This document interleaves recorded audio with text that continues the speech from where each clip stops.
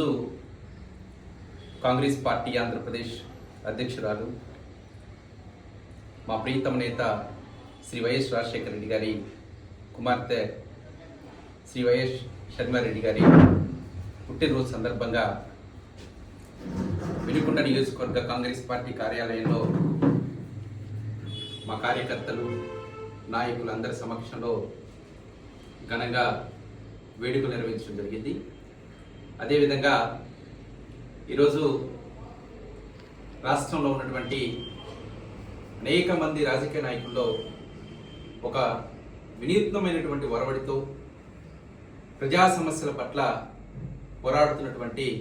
ఒక ధీర వనిత, అలనాడు ఇందిరాగాంధీ గారు ఈ దేశంలో ఏ విధంగా అయితే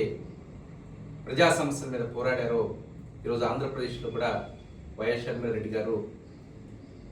మాలాంటి యువకుల్ని, కాంగ్రెస్ పార్టీని మళ్ళీ పునరుద్ధరణ చేసేదానికి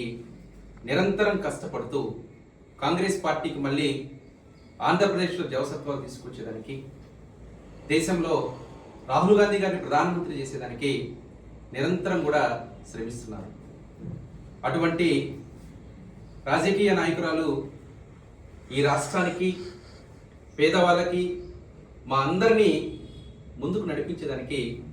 నిండు నూరేళ్ళు ఆయురారోగ్యాలతో జీవించాలని చెప్పి ఈరోజు మేము అందరం కూడా మనస్ఫూర్తిగా కోరుకుంటూ ఆమెకి